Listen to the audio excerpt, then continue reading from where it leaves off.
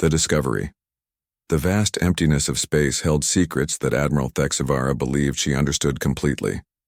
Her crimson-scaled hands gripped the command console of the flagship Domination's Edge as 17 Krillian warships moved through, the void like predators stalking prey.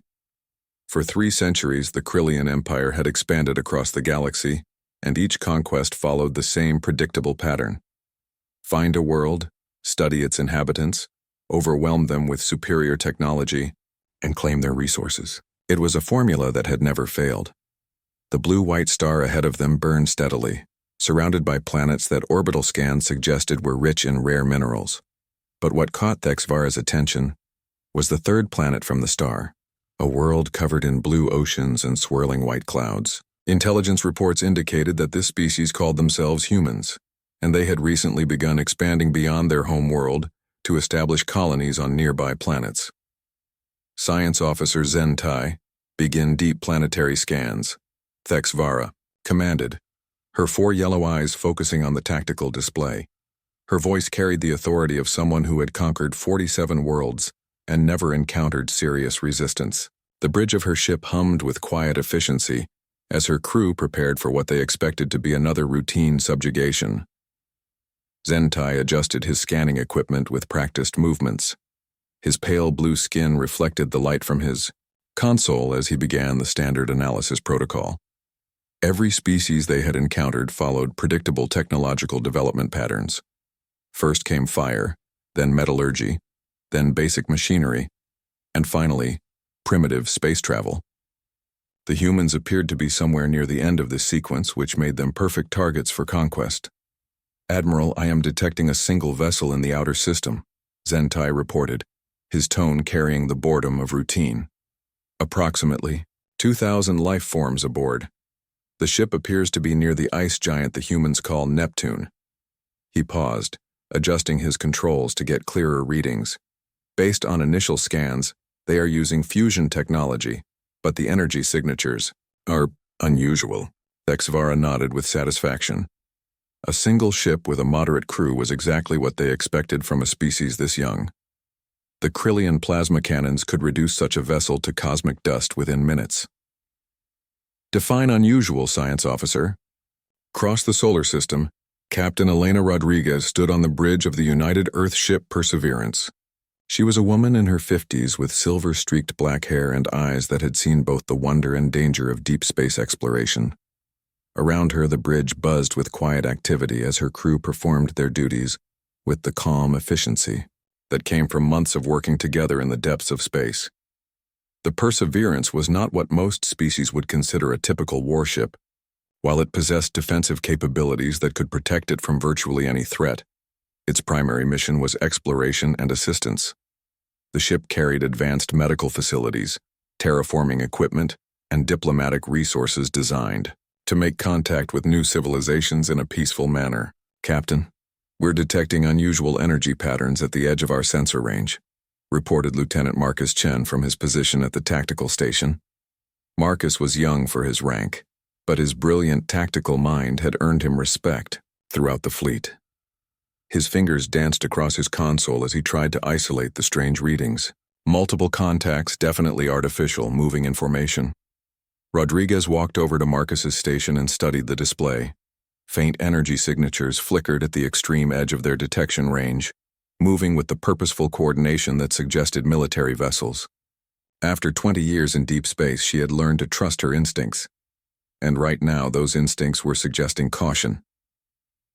"How many contacts?" she asked, watching the patterns shift on the screen. "Difficult to determine precisely, Captain. Their stealth technology is interfering with our scans, but I estimate at least 15 vessels, possibly more." Marcus fine-tuned his sensors, trying to penetrate the alien camouflage.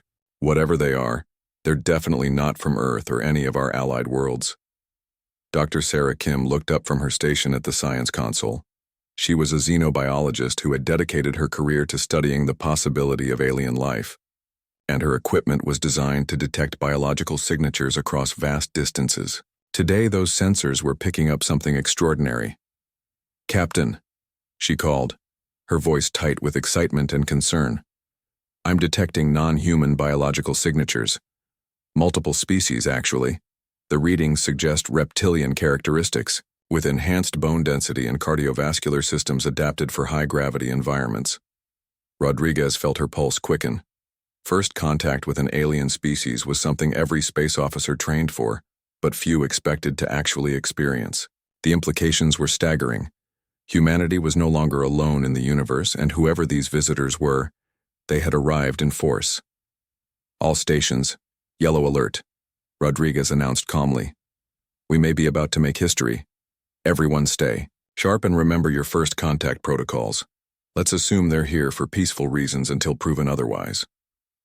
Back on the Krillian flagship, Zentai was staring at his scanning display with growing confusion. The numbers dancing across his screen contradicted everything he knew about technological development. The human vessel showed energy readings that seemed impossible for a species so young. Admiral, these readings cannot be accurate, he reported, his voice carrying a note of uncertainty that Thexavara had rarely heard from him. The human vessel is showing fusion reactor efficiency ratings of 98%. Our own reactors only achieve 79% efficiency. He paused, running the scan again to verify the results. Furthermore, their hull composition includes materials I cannot identify in our databases. Thexavara's confidence flickered for the first time in decades. She moved to Zentai Station and examined the display herself. The numbers were clear, but they challenged everything she understood about primitive civilizations. How could a species that had barely left their home planet possess fusion technology that surpassed the Krillian Empire? Run the scan again, she ordered. There must be an error in our equipment. As Zentai initiated his second scan, the human ship continued its patrol route around Neptune. Captain Rodriguez stood in the center of her bridge, watching her crew work with practiced professionalism. The yellow alert had heightened everyone's focus without creating panic. Captain, I'm getting clearer readings on those contacts, Marcus reported. 17 vessels, all using active scanning technology. They're definitely studying us. He adjusted his controls, trying to determine the aliens' intentions. Sir, their scan patterns are very aggressive. This isn't passive observation. They're looking for weaknesses in our systems. Rodriguez nodded grimly. In her years of service, she had learned to distinguish between scientific curiosity and military assessment. What these aliens were doing felt like the latter. Dr. Kim, what can you tell me about their biology? The readings suggest they're carbon-based life forms, but with some significant differences from humans, Kim replied, her fingers working quickly across her console. 3-chambered hearts, enhanced skeletal structure, and what appears to be superior physical strength. They're probably adapted for higher gravity worlds. Chief Engineer David Park looked up from his engineering station. He was a quiet man who understood the Perseverance's systems better than anyone else aboard. His monitoring equipment showed that their ship was performing flawlessly under the alien scans. Captain, our quantum encryption is holding, he reported. They can see our energy signatures, but our countermeasures are preventing them from accessing our computer systems or detailed technical specifications. He smiled slightly. Whatever they're using to scan us, our defensive systems are keeping the important information private. What Park didn't mention was how advanced those countermeasures actually were. The Perseverance used quantum entanglement communication arrays that could send messages instantly across any distance. Its computers operated on principles of quantum mechanics that most species took millennia to develop, and its defensive systems included technologies that humanity had created through necessity rather than gradual evolution. On the Krillian flagship, Zentai's second scan was complete, and the results were even more disturbing than the first. Admiral, the readings are consistent, he reported, his voice barely above a whisper. The human ship possesses technology that should not exist for their level of development. He highlighted different sections of his display as he spoke. Their hull composition includes programmable matter that can adapt and reshape itself. We have theoretical research on such materials, but no practical applications. Additionally, they appear to be using quantum encryption for their computer systems, which explains why we cannot penetrate their data networks. Thexavara felt a cold sensation spread through her chest. Programmable matter was something the Krillian Empire had been trying to develop for over a century. If humans had mastered it, they were far more advanced than any species the Empire had encountered. Back on the Krillian ship, Science Officer Zentai was beginning to understand the terrible truth about their situation. "Admiral," he said quietly, "there is something else. The human ship is not primarily a military vessel. I'm detecting laboratory equipment, advanced medical facilities, manufacturing capabilities, and what appears to be terraforming technology." Thexavara closed her four eyes and tried to process what she was hearing. Terraforming technology? Yes, Admiral. This single ship carries the capability to transform dead worlds into habitable planets. They possess technology that could establish entire colonies or provide disaster relief on a planetary scale. The implications were staggering. If this single ship was representative of human capabilities, then the Krillian Empire had encountered something unprecedented. For the first time, in 3 centuries of conquest, they were facing a species that might be more advanced than themselves. "Continue scanning," Thexavara ordered, but her voice lacked its usual confidence. "I need to understand the full extent of their capabilities before we make any decisions." As both fleets continued to study each other across the vast emptiness of space, neither side fully understood how this encounter would change everything they believed about their place in the universe. The Krillians had expected to find another primitive world to conquer. The humans had expected to explore and learn as they always did. But space had different plans for both of them, and the next few hours would determine whether this first contact would lead to conflict or something entirely unexpected. The revelation, the tension between the two fleets continued to build as Admiral Thexavara faced a decision that would reshape her understanding of warfare and diplomacy. For 3 hours, her science teams had analyzed the human vessel, and each new discovery challenged everything the Krillian Empire believed about technological superiority and military conquest. "Admiral," Zentai reported from his science station, his voice trembling with implications he barely understood. "The human ship has just done something impossible. They have created a localized gravitational field around a small object in their laboratory. The energy requirements alone should exceed their ship's total power output, yet they accomplished it with what appears to be casual effort." Thexavara stood frozen at her command console. Gravitational manipulation was theoretical technology that the Krillian Empire's greatest scientists claimed would require the energy output of an entire star.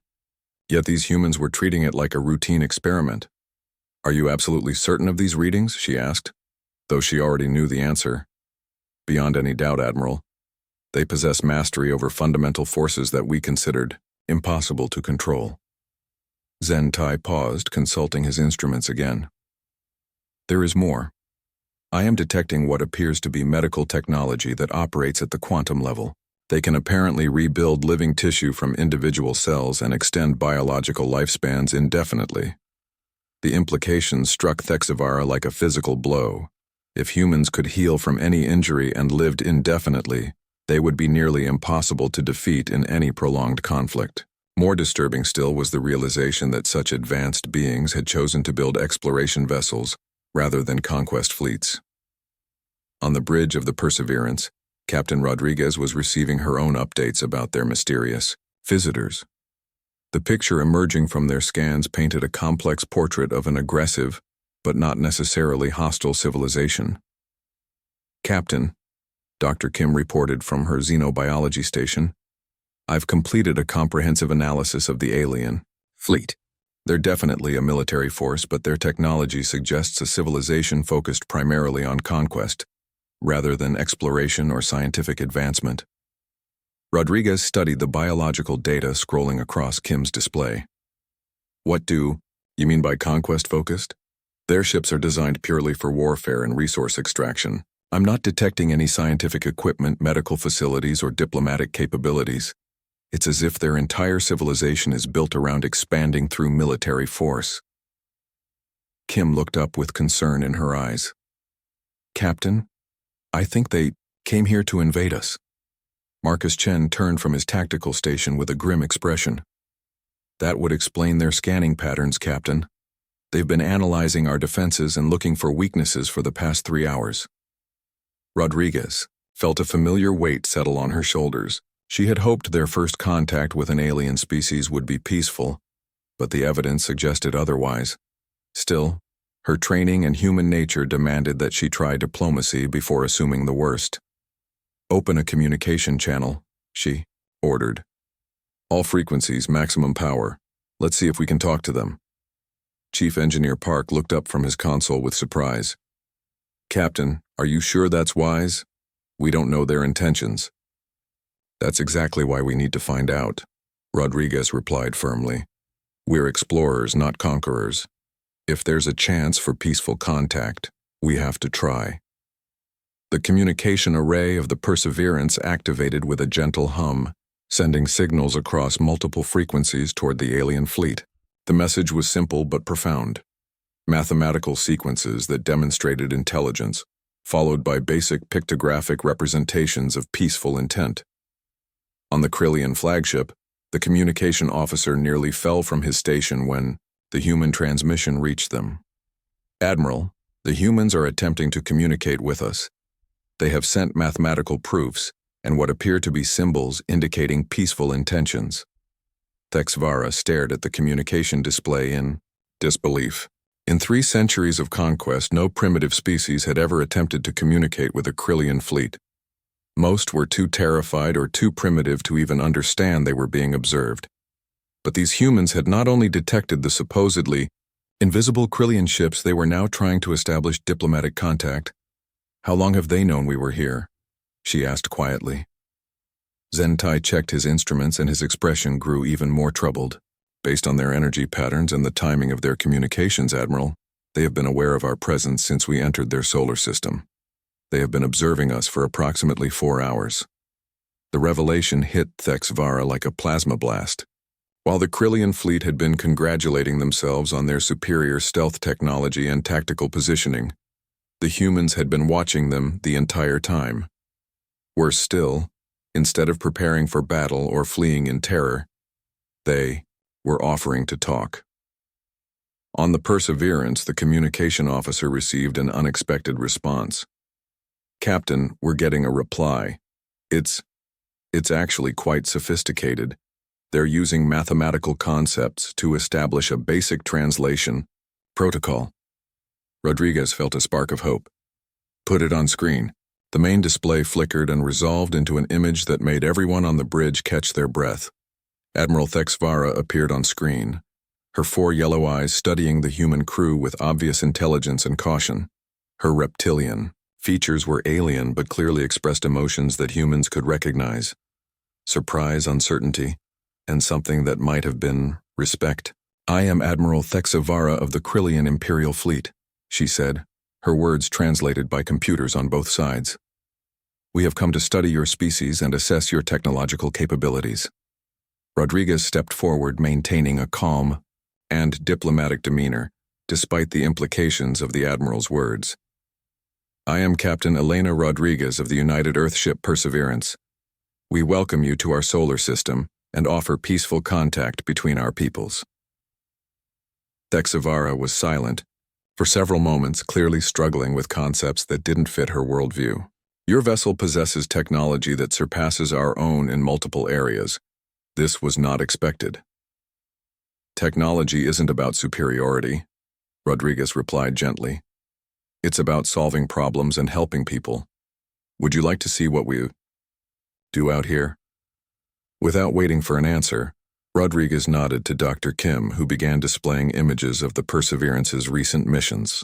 The screen showed the ship's medical teams providing aid to plague victims on a distant world, terraforming equipment, transforming barren planets into garden worlds, and scientific teams making peaceful contact with other species throughout the galaxy. Thexvara watched in fascination and growing confusion. "These are military operations?" she asked. "These are humanitarian missions," Rodriguez explained. "We explore space to learn, to help, and to make friends with other civilizations. The Perseverance is equipped for defense, but its primary purpose is peaceful exploration and assistance." The concept seemed to genuinely perplex the Krillian admiral. But your technology could easily overwhelm less advanced species. Why do you not conquer them?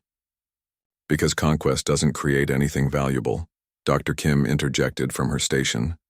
When you help someone, you gain an ally and learn something new.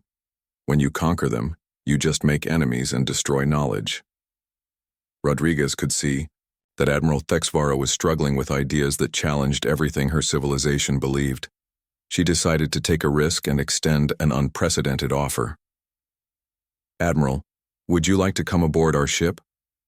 We can show you exactly what human technology is designed to accomplish. The Krillian bridge erupted in surprised chatter, but Thexvara silenced her crew with a gesture.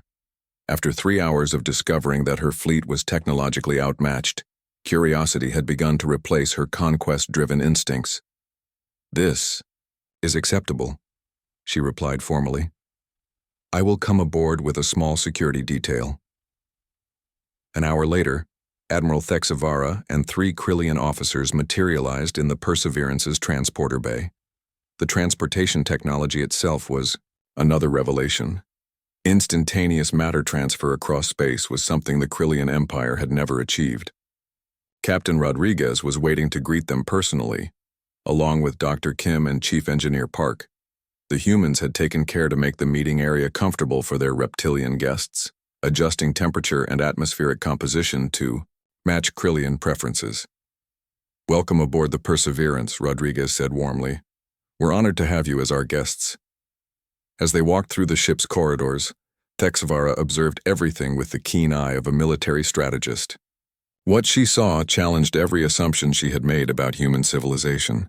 The ship's crew moved with purpose and efficiency, but there was none of the harsh discipline she expected from a military vessel. Instead, she witnessed something unprecedented: people who genuinely enjoyed working together. Dr. Kim led them to the ship's medical bay, where the advanced healing technology was being demonstrated on a crew member who had suffered a minor injury during routine maintenance. Thexvara watched in amazement as microscopic medical robots rebuilt damaged tissue at the cellular level, completely healing the wound in minutes. This technology could eliminate death from injury or disease, she observed. That's the idea, Dr. Kim replied with a smile. We believe that every life has value and should be preserved when possible. Their next stop was the terraforming laboratory, where Chief Engineer Park demonstrated how the ship's systems could transform the atmosphere and surface of dead worlds into thriving ecosystems. Holographic displays showed planets that had been converted from barren rock into garden worlds capable of supporting millions of lives. Why do you create new worlds instead of taking existing ones? Thexvara asked. Because there's more than enough space for everyone, Park explained simply. The galaxy has billions of worlds. Why fight over the few that are already inhabited when you can create new ones for everyone to thrive? The final stop on their tour was the ship's diplomatic center, where Rodriguez showed the Admiral records of peaceful first contact with dozens of other species. Trade agreements, cultural exchanges, and mutual defense pacts filled the databases, evidence of a galaxy where cooperation was more valuable than conquest. These species all chose to work with you rather than resist? Thexvara asked, studying the records with growing amazement. Most of them contacted us first, Rodriguez admitted. Word spreads quickly when you help instead of hurt. Other civilizations seek us out because they know we can be trusted. As they returned to the transporter bay, Admiral Thexvara was silent, processing everything she had witnessed. The Krillian Empire had built its power through 3 centuries of conquest, taking resources from weaker species and expanding through military might. But these humans had achieved superior technology through cooperation and the desire to help others. Captain Rodriguez, she said finally, I must ask directly, could your species defeat the Krillian Empire in warfare? Rodriguez considered the question carefully before answering. Admiral, we could defend ourselves if necessary, but we would much rather be your allies than your enemies. What could we accomplish together that neither of us could achieve alone? Thexvara felt something shift in her understanding of power and civilization. For 3 centuries, the Krillian Empire had measured strength through conquest and dominance, but these humans had achieved something far more powerful: They had created technology that could reshape reality itself, and they used it to build rather than destroy. "I must return to my fleet and consider what I have learned," she said formally. "This encounter has been educational." As the Krillian delegation prepared to leave, Rodriguez made one final offer. "Admiral, our databases contain the locations of over 1,000 uninhabited worlds suitable for Krillian colonization. If your people are interested in expansion without conquest, we would be happy to share this information." Thexvara paused at the transporter pad, her 4 eyes wide with surprise. "You would give us this knowledge freely?" "Of course," Rodriguez replied with genuine warmth. "The galaxy is big enough for all of us to thrive." Hours later, as the Krillian fleet prepared to leave the solar system, Admiral Thexvara stood on her bridge staring at the star charts that the humans had freely shared. 17 worlds perfect for Krillian colonization, offered without payment or conditions. It was more than her fleet could have conquered in a decade of warfare, given freely in the spirit of cooperation. "Admiral," her tactical officer asked, quietly, "what are your orders regarding the invasion?" Thexvara looked out at the human ship, still peacefully patrolling the outer solar system, and made a decision that would echo through galactic history. "Cancel the invasion," she ordered. "We're going home, but not empty-handed." She gestured to the star charts on her display. "We're going home with something more valuable than conquest. We're going home with allies." As the Krillian fleet engaged their faster-than-light drives and disappeared into the depths of space, they carried with them more than just coordinates to new worlds. They carried a revolutionary idea that strength could come from cooperation rather than conquest, and that the greatest victories were won not through warfare, but through friendship. Behind them, the Perseverance continued its peaceful patrol, ready to help the next species that might need assistance in the vast, welcoming galaxy that humanity was determined to make better for everyone.